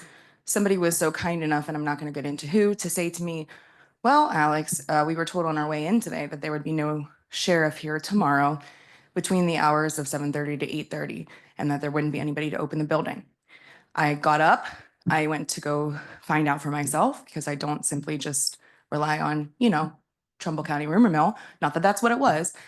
I went downstairs, I spoke with as many people as I could. And I somehow gathered that it's not just JFS, not only our building, but Job and Family Services as well as the Stone Building. If we could kindly, as a Board of Commissioners, reach out to the sheriff and ask to delay this, okay? At least until we get a plan in place or work together to get a plan in place. What we cannot have is buildings not open until 8:30 tomorrow morning. We have employees who start work at 8:30. We have, I don't know what the Stone Building does or doesn't do operationally wise. I don't know if they have people in there before 8:30. I don't know. I did speak with JFS and, that is a slight issue for them, obviously. There's, nobody to open the building. So we need to figure out Plan B. Board of Commissioners needs to figure out Plan B. So the sheriff's deputies open those buildings and they're going to adjust their hours? Is that what it is? Or Yes, that's what I've gathered. so this thus has far. nothing to do with Bill Hart. This is Well, it does because not everybody has keys to the building. Okay. So if Bill Hart has given the sheriffs or somebody, whoever is our delineated person to open these buildings, they have a key. They open the building and they're sitting here while people are coming in and out. What that also means is the buildings are open technically, the doors are open. So we could have employees coming in here between 7:30 and 8:30 with no presence. Anybody could be walking through this building. There's nobody monitoring the metal detectors here and at Job and Family Services. People can be coming in off the streets when we don't open until 8:30, okay? So commissioners, can we please reach out to the sheriff and ask to delay this if this is truly happening tomorrow? From what I've seen, it appears to be happening effective tomorrow. Okay, the order was given effective tomorrow. Can we please kindly ask him to delay that until we get something in place? Because these are your buildings, all three of them. And we cannot take on liability. I've heard, this is the first I've heard of any. I just heard it too. I'm sorry. Okay. So one of you will reach out to the sheriff, please. I'm sure the board chairman will. Thank you. And the next thing is if they aren't going to be here, then you need to appoint somebody to be here at all three buildings tomorrow and going forward to open the buildings. That's why I'm bringing it to the board. It is your buildings. We're going to have to put a process in place. So we have to delineate. There's multiple departments in the Stone building, including judges, probation. We need to get all of that figured out. Job and Family Services is in their seats working at 8:30. The phone lines are open. We can't have, and Director Gargano unfortunately is out ill. So I can't even communicate with him about this right now. Which buildings are they again? Job and Family Services. I don't know if child support is included in that, which is a separate building. I do know Stone building was mentioned, as well as our administration building here. Bill, could you let us know a little more on that, these buildings that need? I could, Trumbull County Maintenance. Yeah, I could reach out to see, make sure. I just, like I said, Alex caught wind and yeah, so we'll figure out if our buildings are to be opened by my people in the morning, when they get here in the morning, they're unsecured. That's the bottom line. Stone building, they have pedophiles that come in and, go upstairs and they register, they know what to do over there. And that's all adult probation. This building and the rest of the buildings are accessible by public. And if my guys open it up at 6:30, 7 o'clock, unsupervised until bodies start to show up for work. Just say that's, I don't know. What has traditionally happened? Back in the days, I mean, now, like last week, today.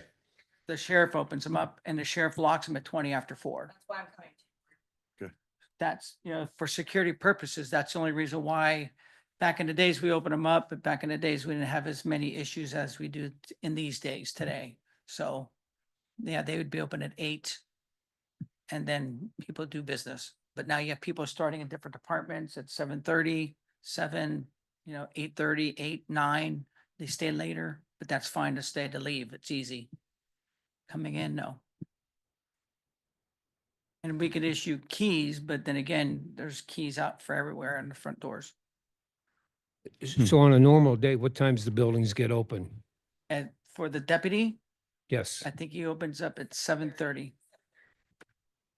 Then he locks them at 20 after 4. Okay. Well, I'm sure the chairman will check with the sheriff and see what his thoughts are on it. It's new to me and I think it's new to the whole board. So, and I'm sure we can correct the problem.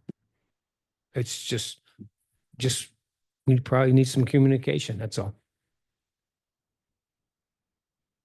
Good. Thank you, Bill. Yep. Thanks, Bill. Commissioners, Mike Salmich, Trumbull County Transit. I do work in the Stone building. I come in 7 o'clock to 8:30. I know my hours are supposed to be 8:30 to whatever, but I do come in at 7 o'clock. Sometimes that building's already open. It's not the public safety that opens it, it's somebody from probation that opens it. And ever since I've been there, I've been in that building for 5 years. There's never been a policeman down there until 8:30, I believe. So from 7:30 to 8:30 or whatever, the building's always been open. And 9 times out of 10, somebody from probation, it's usually they're coming in for probation.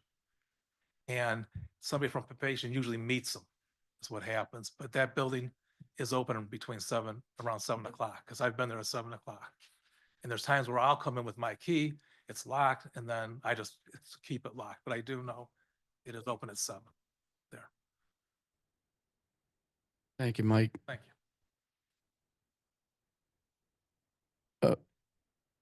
Okay, Molly, we're going to go to the phone line. Please state your name and where you're calling from.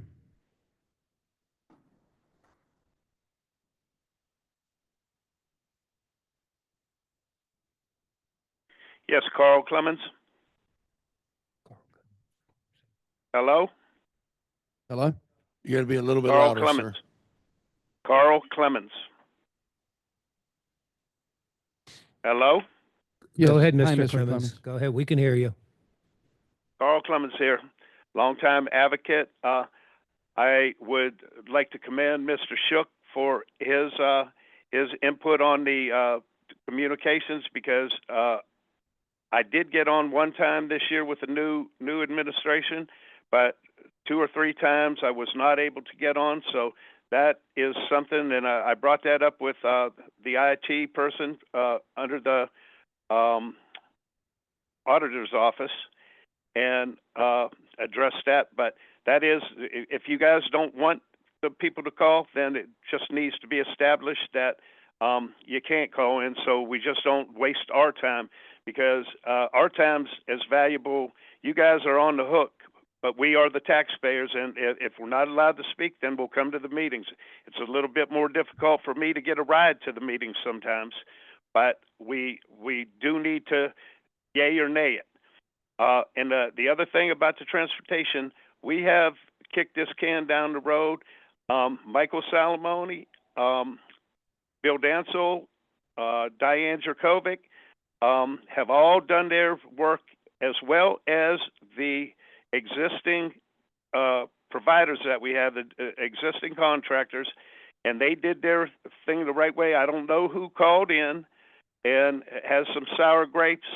I have an idea who that is, but the sour grapes is for them to rebid this or put this back out. I agree with Mr. Merkin.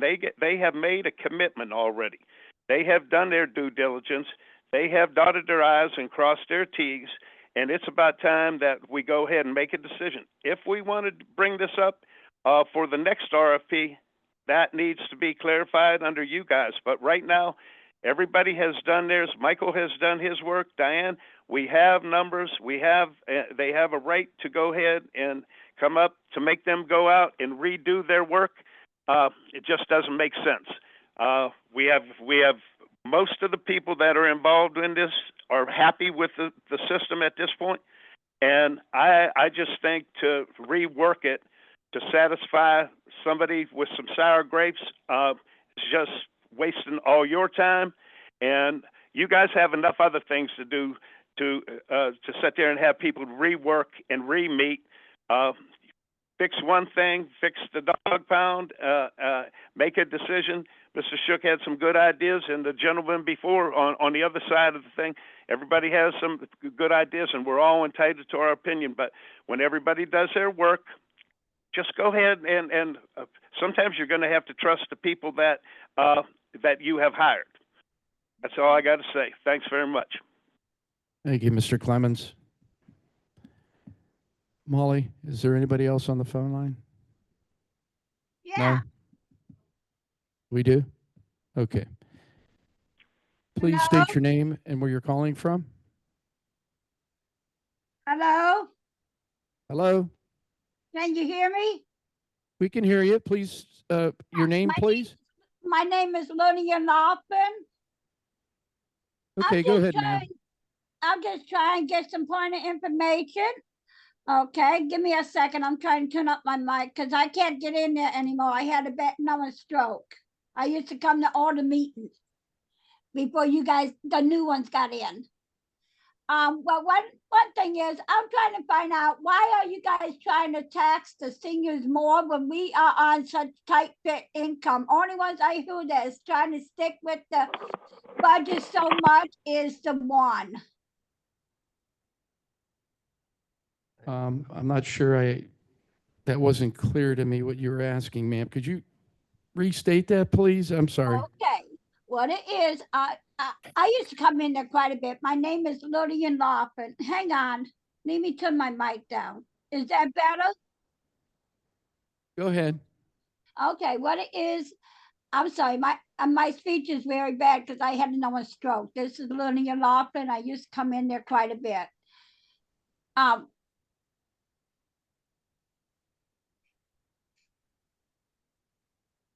I used to come in there quite a bit, and I can't come in anymore because I don't have vehicles. I had another stroke. And Okay. I'm trying to find out, why are you guys trying to tax the seniors when we are on such a tight fit income? So much more. I only see one person that ain't trying to tax the seniors so much. There's only one in there that ain't trying to hit the seniors so bad. We are on such a tight fit income, we can't even hardly make it as it is. Right. We understand, ma'am. We thank you for your comments. You give Yes, me a yes, point of information we- why? But there is no increase. There is no proposed, increase. So it's a moot point. If we didn't discuss every option, put it on the table, we'd be irresponsible. We can't ignore any option that's out there because we never know which one's going to be the solution. So although we bring up, if you don't have enough money, you got to come up with other options. You increase business or you increase receipts. That's math. I mean, that's the world. It's not saying we want to do that, but if we don't put all the pieces out there, we can't see a clear picture. So by us saying the word tax increase or sales tax or anything doesn't mean we're up here wanting it. It just means we're being responsible by looking at all the options that are out there and then deciding on the option. We can't just put a blind eye to some options and just poo-poo them right out of the gate without even having a discussion or acknowledging that those are options. Okay, but the commissioners are always out there helping corporations, but they are not out there helping the residents at all. What about the residents out here? We pay for the commissioners, not just to help the corporations. We pay for them to help the residents too. Right. We agree, ma'am. Well, we thank you for your call. And you could be assured there is no tax increase at this time. What about you guys thinking about the residents? You guys ain't thinking about the residents at all. We do offer free rides for seniors and for people that have had strokes. We do offer not only senior levy services, but we have JFS. We have many governmental departments where we help seniors each and every single day. We have a senior levy that a lot of counties don't have. But there's other ways that they need help, honey. You don't understand that. There's other ways they need help. They are on such tight fit income. They have their homes that they need repairs on their homes. There's a lot of other things that they need help on. They are on such tight income. You could go to other counties. I have seen my sister lives in a different county. She gets all kind of help. I see families in Youngstown get other help, but Trumbull County don't have is not doing the help that you see other counties willing to do. But you guys constantly want more money to help other companies, but you guys don't want to help the seniors out in Trumbull County or even other residents in Trumbull County. Well, we appreciate your comments, ma'am. Be assured that we're doing everything we can to assist you with your transportation, and we do realize about income and your concerns about any tax increase, which there isn't any. But I'm sorry, but we will have to move on. We have other business to take care of, ma'am. But we appreciate your call. God Thank you. bless you guys, and I just think you guys need to realize God knows how you guys need to look at everybody, not just the seniors, but all the residents in Trumbull County. And to Yes, I honor agree. God, you have to honor the residents. Agreed. Yes, ma'am. Thank you for your call. God bless. Holly. Okay. Okay. So with that in mind, we'll have to make we do have a meeting at 1 o'clock. This meeting went a little bit longer than what they normally do, but we appreciate all the comments. And we're going to need a motion. I'll make a motion to adjourn. Second motion? Mr. Malloy. Yes. Mr. Bernard. Yes. Mr. Hernandez. Yes.